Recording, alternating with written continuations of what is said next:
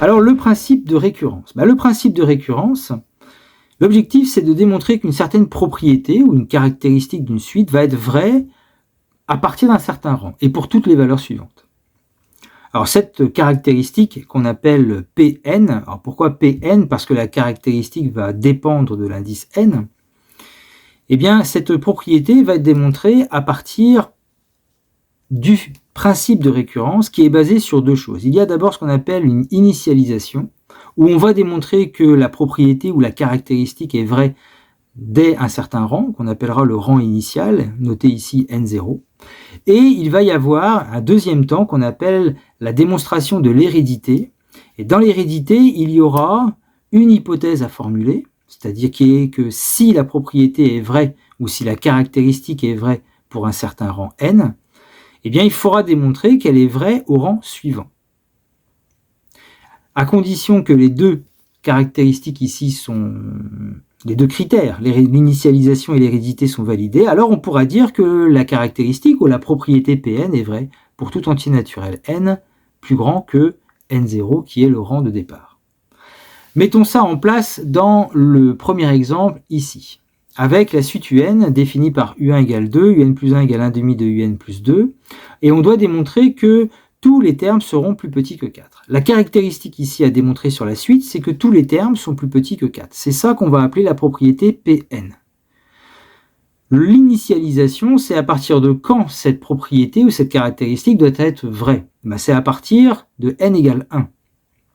Donc l'initialisation va se faire à n égale 1. Et à n égale 1, qu'est-ce qu'on essaye de démontrer? Déjà, on essaye de vérifier que la caractéristique est vraie au rang n égale 1.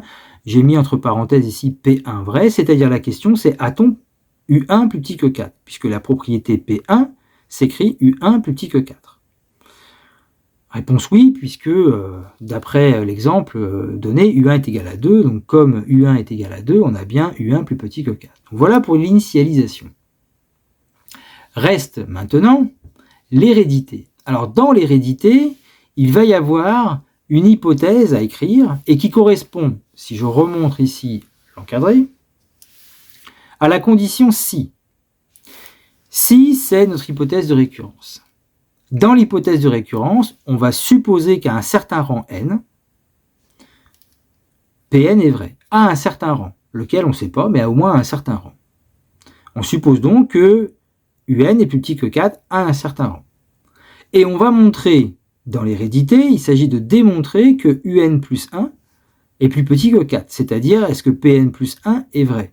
Alors comment écrire Pn plus 1? Vous remplacez ici le Pn par Pn plus 1, donc dans votre propriété Pn, vous remplacez le n par n plus 1, et ça permet d'écrire la propriété Pn ou la caractéristique que l'on va démontrer. Donc la caractéristique ici, c'est un plus 1 est-il plus petit que 4. Et c'est ceci qu'il va falloir démontrer dans la récurrence, dans l'hérédité en tout cas. Alors comme la question est posée sur le terme un plus 1, est-ce qu'il est plus petit que 4? Déjà, qu'est-ce qu'on peut écrire d'après le texte sur un plus 1? Quels sont les renseignements? Un plus 1, d'après le texte, il n'y a pas 36 000 choses. Un plus 1, c'est un demi de un plus 2. Donc nous écrivons un plus 1, eh bien, égal à un demi de un plus 2. On doit démontrer que un plus 1 est plus petit que 4. Oui, mais on a une hypothèse de récurrence qu'il faudra toujours utiliser et elle est importante, puisque c'est la transmission de l'hérédité.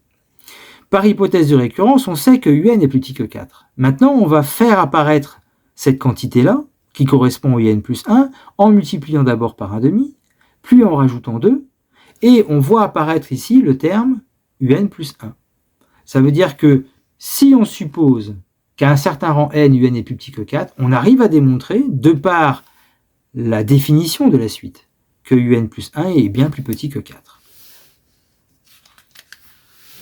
Ce qui va se terminer ici, à l'aide de ce qu'on vient de démontrer, on a bien démontré que un plus 1 est plus petit que 4. La fin de la rédaction, conclusion. Par récurrence, pour tout n supérieur ou égal à 1, un est plus petit que 4. Donc, ce qui fait qu'au niveau de la rédaction, on aura toujours 3 temps. L'initialisation ici, l'hérédité, où il faudra écrire l'hypothèse de récurrence, puis bien écrire ce qu'il faut montrer, et ce qu'il faut démontrer dans le passage de l'hérédité se fera en lien avec les données du texte, mais aussi en utilisant l'hypothèse de récurrence. Une fois qu'on a démontré dans l'hérédité, ici, ce qu'on devait démontrer, on peut conclure, et ça fera partie aussi de la rédaction, on conclura que par récurrence, pour tout n supérieur ou égal à 1, un est bien plus petit que 4.